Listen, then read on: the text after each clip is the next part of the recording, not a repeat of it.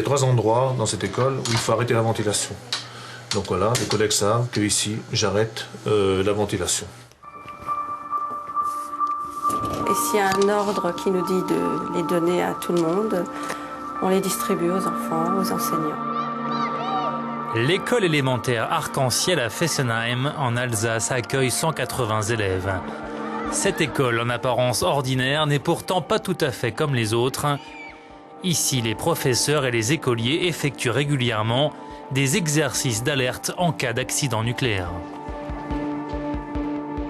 Notre premier rôle, c'est de mettre les enfants en sûreté. Sûreté, c'est-à-dire confinés. Confinés, c'est que la vie scolaire continue normalement. Lorsque la mise en sûreté est faite, lorsque toutes les fenêtres sont fermées, les portes sont fermées, on peut vivre normalement ici pendant un certain temps. Donc il y a les WC, on a de l'eau. Vérifier que les portes et les fenêtres sont bien fermées, que les téléphones fonctionnent, s'assurer qu'il y a de l'eau pour les enfants. Pendant l'exercice, c'est la mission du professeur principal, Bernard Stich. Chaque année, on fait cet exercice. Chaque année, on vérifie si ça a été si ça c'est conforme. Mais parce qu'on sait que ça peut peut-être arriver. Moi, j'ai confiance en l'exploitant pour que ça n'arrive pas. Mais on vit avec ce risque-là. Vivre avec le risque, une phrase devenue familière pour les habitants de Fessenheim. La commune accueille la plus vieille centrale nucléaire de France.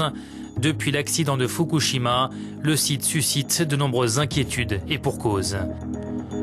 En service depuis 1977, la centrale de Fessenheim a été construite en plein milieu d'une zone sismique. Même si le dernier tremblement de terre majeur remonte à près de 7 siècles en arrière, les écologistes pensent qu'un grave séisme peut encore se produire à Fessenheim. Au niveau du Japon Fukushima, les centrales, normalement, vous avez les tours de refroidissement. Quand on regarde la centrale ici, il n'y a pas de tour de refroidissement. On retire l'eau du canal. Un canal rempli à fond. Et le canal, il peut avoir une rupture.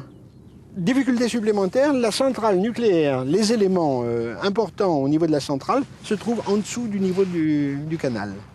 Donc, si vous avez une rupture au niveau du canal, la centrale a les pieds dans l'eau et c'est pas bon.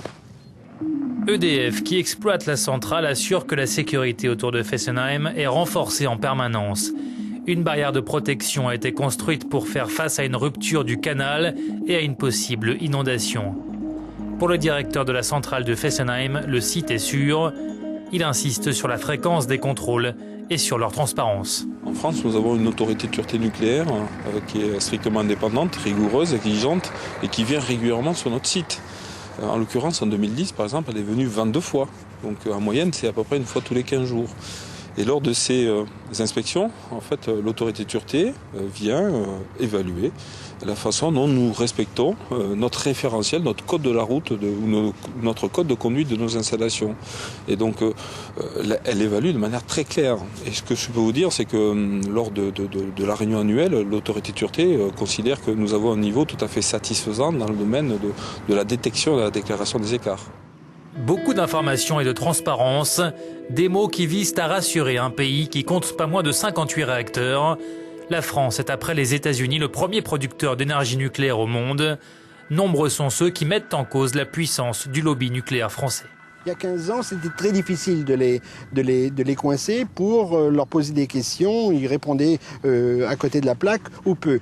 Pour le moment, l'idée, c'est de donner le maximum d'informations. C'est-à-dire on vous arrose d'informations, mais pas du tout avec une échelle d'évaluation. C'est vraiment, on vous dit, ne vous inquiétez pas, tout est en règle, circulez, il n'y a rien à voir. L'accident de Fukushima a fait ressurgir les doutes sur la sécurité nucléaire. Depuis ce qu'il s'est passé au Japon, les 2500 habitants de Fessenheim voient revenir en masse les caméras de télévision. Georges Béranger vit à Fessenheim depuis 1961. Pour lui, la centrale a transformé la région. Avant la construction de la centrale, il y a quelqu'un un dimanche après-midi qui est venu sonner. Alors j'ai demandé qu'est-ce qu'il y a. On vient nous sauver.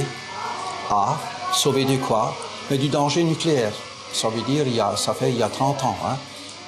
Je lui ai répondu que s'il connaissait Fessenheim avant 30 ans. Il dit non. C'est-à-dire personne ne connaissait Fessenheim parce que même les gens d'ici partaient parce qu'il n'y avait rien à travailler, il n'y avait pas de revenus. La centrale nucléaire a sans doute contribué au développement économique de la ville.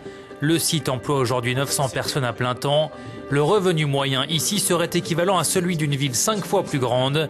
Mais pour le député maire de Fessenheim, la sécurité des habitants doit rester en tête des priorités.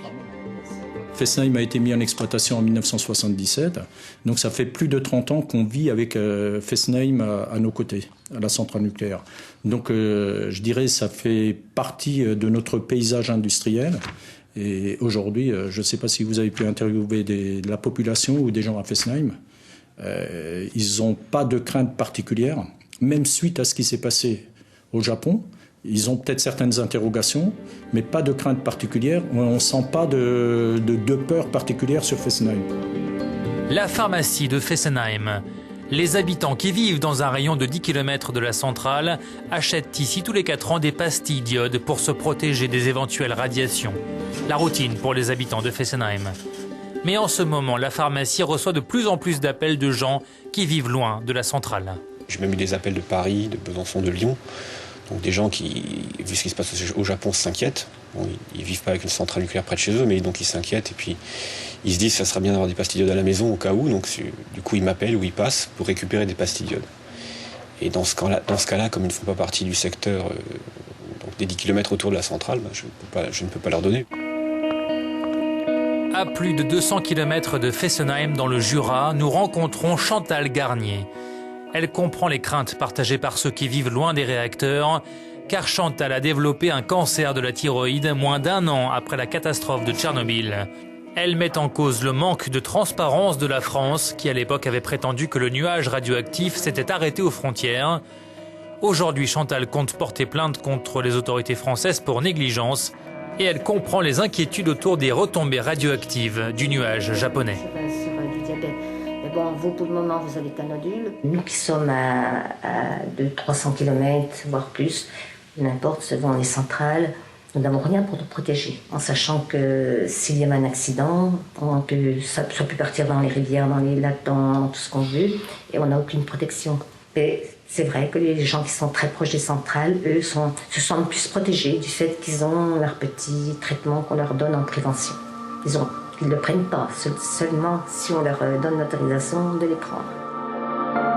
Si la plupart des habitants de Fessenheim se sentent aujourd'hui en sécurité, ils savent aussi qu'un accident à la centrale est toujours possible. On n'est pas à l'abri de tout risque. Aucune industrie aujourd'hui, risque vraiment zéro. Mais le risque est minime. Effectivement, il y a une centrale à côté, ça change un petit peu quelque chose, mais ça ne bouleverse pas le quotidien.